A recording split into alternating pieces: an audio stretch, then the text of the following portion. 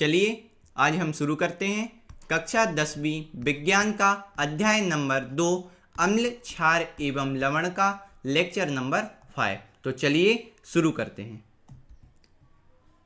इस लेक्चर में अपन पढ़ेंगे व्यंजक चूर्ण के बारे में, यानी उसका निर्माण कैसे होता है, उसका है ना सूत्र क्या होता है और उसके उपयोग क्या हैं। तो चलिए शुरू करते हैं। सबसे पहले आपको बताते हैं कि शुष्क बुझे हुए चूने, यानी जो बुझा हुआ चूना होता है ना, उसका सूत्र क्या होता है, कैल्शियम हाइड्रोक्साइड। ये कैल्शियम हाइड्रोक्साइड उसका सूत्र होता है किसका, बुझे हुए चूने का, ठीक है ना। और बिना बुझे चूने का सूत्र क्या होता है, कैल्शियम ऑक्साइड। ये है कैल्शियम ऑक्साइड। ये क्या होता है, बिना बुझा चूना, कैल्शियम ऑक्साइड। लोग इसमें कंफ्यूज हो जाते हैं कि बुझा हुआ चूना कौन सा है और बिना बुझा हुआ चूना कौन सा है। तो जो कैल्शियम ऑक्साइड है वो बिना बुझा चूना है। कैसा है, बिना बुझा चूना। जबकि ये ना, ये जो कैल्शियम हाइड्रोक्साइड है वो बुझा हुआ चूना है। क्यों, देखो अगर आपको अंतर जानना है ना, देखो यहाँ हाइड्रोजन जुड़ा का नहीं, और बुझाया किस में जाता, मानिए किससे क्रिया कराई जाती है, अपन जल से करवाते, किसकी, कैल्शियम ऑक्साइड की। जो बिना बुझा चूना होता है ना कैल्शियम ऑक्साइड, उसकी क्रिया अपन जल से कराते, तो जल के अणु इसमें आ जाते, यानी देखो H जुड़ गया,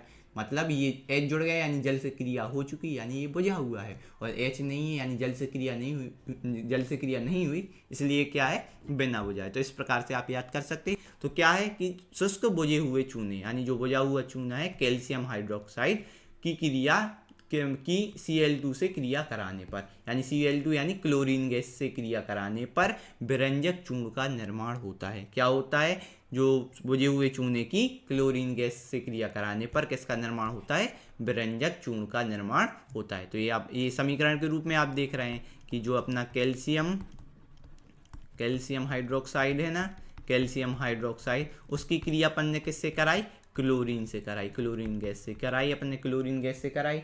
तो किसका निर्माण हुआ, कि ये व्यंजक चूर्ण। इसका रासायनिक नाम क्या है, कैल्शियम हाइपोक्लोराइड। इसको सॉरी एक मिनट, कैल्शियम हाइपोक्लोराइड क्या है इसका, कैल्शियम हाइपोक्लोराइड। क्लियर। और इसको कई लोग पता है कैल्शियम हाइपोक्लोराइड की जगह क्या लिखते हैं, कई लोग हैं ना इसको ऑक्सीक्लोराइड भी लिखते हैं। तो अपन लिख दे रहे हैं, एक तो कैल्शियम हाइपोक्लोराइड हो गया, और यहाँ और डाल लेते हैं। और क्या कहते हैं अपन, कैल्शियम हाइपोक्लोराइड की जगह कई लोग क्या कहते हैं इसको, बताइए, कैल्शियम ऑक्सीक्लोराइड लिख दे रहे हैं, जिससे आपको कहीं कंफ्यूज ना हो, ना तो बोले कि सर ने तो गलत पढ़ा है। गलत नहीं पढ़ा है भैया, इसको अपन ने ना क्या किया है कि सब लोग अलग अलग बोलते हैं, लेकिन जो है ना सब नाम ही अलग अलग हो सकते हैं। जैसे घर में पापा आपको कुछ और बुलाते हैं, मम्मी कुछ और बुलाती, माने ऐसा हो सकता है। तो इसी प्रकार से इनको इन नामों से बुलाया जाता है। बाकी सब नाम सही हैं, दोनों सही, माने कैल्शियम हाइपोक्लोराइड भी सही है और कैल्शियम ऑक्सीक्लोराइड भी सही है। और इसका सामान्य नाम क्या है, जो सामान्य नाम, अब देखो ये तो रासायनिक नाम हो गए, कौन, ये दोनों कैसे हो गए, रासायनिक नाम हो गए, ठीक है ना। व्यंजक चूर्ण के जो रासायनिक नाम है, कैल्शियम हाइपोक्लोराइड या कैल्शियम ऑक्सीक्लोराइड, और जबकि सामान्य नाम क्या है अपना, व्यंजक चूर्ण, ठीक है ना। तो आप कहेंगे ना सर हमें ये थोड़ी बनाना था, हमें तो व्यंजक चूर्ण बनाना था। तो ये व्यंजक चूर्ण का ही क्या है आपका, कौन सा नाम है, रासायनिक नाम है, और सामान्य नाम है व्यंजक चूर्ण। क्लियर हो गया। तो आपको समझ में आया व्यंजक चूर्ण कैसे बनता है, बुझे हुए चूने की क्रिया जब अपन क्लोरीन गैस से कराते हैं तो किसका निर्माण होता है, कैल्शियम हाइपोक्लोराइड या कैल्शियम ऑक्सीक्लोराइड, जिसका सामान्य नाम है व्यंजक चूर्ण। इसी को अपन को बनाना था। साथ ही साथ क्या बनता है, जल भी बनता है। क्लियर। तो ये हो गई व्यंजक चूर्ण की निर्माण विधि। अब अपन बात करें कि व्यंजक चूर्ण का उपयोग क्या है, तो चलिए अपन उपयोग को देखते हैं। तो व्यंजक चूर्ण के उपयोग में बताएं आपको कि वस्त्र उद्योग में सबसे पहले किसका उपयोग होता है, वस्त्र उद्योग में होता है किसका, व्यंजक चूर्ण का उपयोग। साथ ही साथ कागज फैक्ट्री में भी इसका उपयोग होता है। उसके बाद रासायनिक उद्योग में रासायनिक के रूप में, यानी रासायनिक उद्योग जो होते हैं उसके रासायनिक के रूप में किसका उपयोग होता है, व्यंजक चूर्ण का।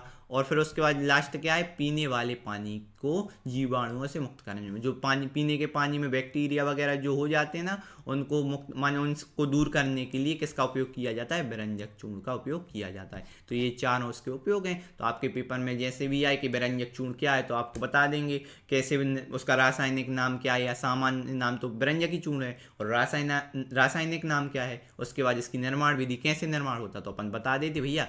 कैल्शियम हाइड्रोक्साइड की क्रिया अपन किससे कराते हैं, क्लोरीन गैस से कराते हैं। तो आपको कैल्शियम ऑक्सीक्लोराइड या कैल्शियम हाइपोक्लोराइड बनता है, ये विरंजक चूर्ण कहलाता है, साथ ही साथ जल बनता है। तो ये आप क्रिया लिख देंगे, आपको नंबर मिल जाएंगे। और ये हिंदी में भी लिखना है जो अपन ने यहाँ पढ़ा ना, ये पूरा ये सेम टू सेम जैसे विरंजक चूर्ण के बारे में आए कि विस्तार से समझाइए, तो अपन हेडिंग डालेंगे विरंजक चूर्ण, इसके बारे में लिखेंगे, ये समीकरण लिखेंगे, इसको नामांकित करेंगे। अपन को नामांकित करने के बाद क्या करेंगे, इसके उपयोग लिख देंगे, विरंजक चूर्ण का उपयोग क्या है। ठीक है ना, तो ये चार उपयोग हो गए। ठीक है ना बच्चों, तो समझ में आया विरंजक चूर्ण के बारे में। तो इस लेक्चर में अपन ने विरंजक चूर्ण के बारे में पढ़ा कि वो है ना विरंजक चूर्ण कैसे बनता है, उसके उपयोग क्या है, उसका रासायनिक नाम क्या है, और सामान्य नाम तो विरंजक चूर्ण है ही। तो फिर अब मिलते हैं अपन अगले लेक्चर में। अगले लेक्चर में अपन बात करेंगे बेकिंग सोडा के बारे में। ठीक है ना, तो यानी बेकिंग सोडा का सामान्य नाम क्या है, माने बेकिंग सोडा को और क्या बोलते हैं, खाने का सोडा भी बोलते हैं। तो अपन बेकिंग सोडा को अगले लेक्चर में करेंगे। और पिछले लेक्चर में अपन सोडियम हाइड्रोक्साइड का निर्माण यानी कास्टिक सोडा का निर्माण कर ही चुके हैं। तो जिसने ना देखा हो तो आप जाके वहाँ से अच्छे से समझ लें कौन को कास्टिक सोडा का निर्माण कैसे होता है, यानी क्लोर क्षार प्रक्रिया, जो आपको अधिक इम्पोर्टेंट है, बहुत ज़्यादा इम्पोर्टेंट है, जो आपके पेपर में आती है। ठीक है ना बच्चों, तो मिलते हैं अपन अगले लेक्चर में। तब तक के लिए थैंक यू, धन्यवाद।